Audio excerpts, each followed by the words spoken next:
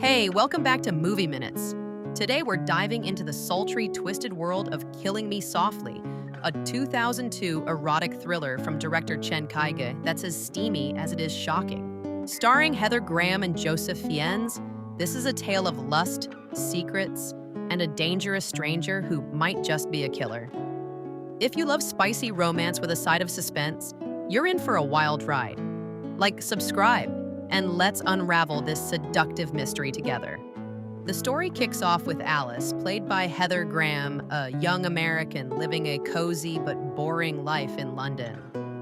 She's got a steady job as a designer, a safe boyfriend named Jake, and a routine that's as predictable as rain in the UK. But deep down, Alice is restless. She's craving something more, something that sets her heart racing. That's when fate throws her a curveball. One morning, at a busy crosswalk, her eyes lock with a stranger's. Adam, played by Joseph Fiennes. He's tall, brooding, with a gaze that could melt steel. They don't speak, but the air crackles. Hours later, they're sharing a taxi, and before you know it, they're tangled up in his sister's backyard, lost in a passionate, no-questions-asked encounter. Alice is shaken but hooked. She tries to go back to Jake, but their usual routine feels lifeless compared to Adam's intensity. The next day, she tracks Adam down, learning he's a famous mountain climber, hailed as a hero after saving 6 people in a tragic expedition that killed others, including his ex-lover. Alice is drawn to his mystique. She ditches Jake, moves in with Adam, and dives headfirst into this whirlwind romance. Adam's all in, proposing marriage in a blood-soaked moment after beating a mugger to a pulp. It's weirdly romantic, and Alice says yes, ignoring the red flags. They tie the knot fast, their honeymoon filled with kinky games like Adam tying her up in a remote cottage. It's hot, but there's an edge that makes you uneasy. Things take a dark turn when Alice starts getting creepy warnings, silent phone calls, anonymous letters hinting at Adam's shady past. She brushes them off at first, caught up in their steamy chemistry, but curiosity gets the better of her. While Adam's out, she snoops through his locked wardrobe and finds a box of love letters from an ex named Adele. The letters are sweet but unsettling, and Alice's gut tells her something's off. Then, a bigger bombshell. She learns Adele vanished 8 months ago and no one knows where she is. Alice starts digging, following leads to Adam's climbing friends and old news clippings. The more she uncovers, the more she wonders if Adam's hero story is a lie and if he had something to do with Adele's disappearance. Alice's paranoia grows as more clues pile up. She finds a photo of Adele at the same cottage where she and Adam honeymooned, and her mind races. Did he hurt her? She confronts Adam, but he's cagey, tying her to a kitchen table in a heated moment that feels more controlling than playful.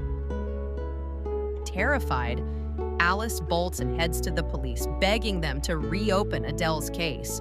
They listen but say there's no evidence to hold Adam for more than a few hours.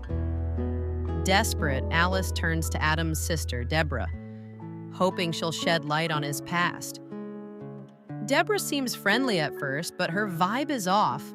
Too intense, too protective of Adam. They agree to drive to a cabin in Cumbria where Alice thinks Adele might be buried. But the trip feels like a trap. At the cabin, the truth comes crashing down. Deborah confesses she's been sending the warnings, not to help Alice, but to scare her away from Adam. Turns out Deborah's obsessed with her brother, with a twisted, incestuous past that's left her unhinged. She blames Adele for leaving Adam and admits to killing her, burying her body nearby. Now she's ready to do the same to Alice, wielding a shovel in the snowy night. Just as things look dire, Adam shows up, fresh from the police station. he tackles Deborah, saving Alice in a chaotic struggle. The siblings' dark history spills out. Adam knew about Deborah's jealousy but never stopped her. Alice is safe, but the victory feels hollow. Adam's not a killer, but he's no hero either. In the end, Alice walks away, shaken but free. The movie doesn't spell out her next move, but you feel her strength. She's not the naive girl from the start.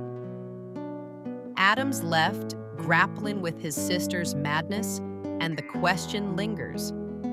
Was their love ever real, or just a dangerous obsession? Killing Me Softly leaves you with that bittersweet sting, wondering how far you'd go for passion. Killing Me Softly is a hot mess of an erotic thriller. Think steamy scenes, wild twists, and dialogue that's sometimes laughably bad. Heather Graham and Joseph Fiennes bring the heat, but the real star is the tension, keeping you guessing even when it's absurd. Chen Kaige's English language debut got roasted by critics. Rotten Tomatoes gives it a 0%. But there's a guilty pleasure charm to its over-the-top drama. What did you think? Sexy or silly? Drop your take in the comments.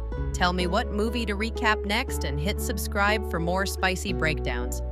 Thanks for watching. See you soon.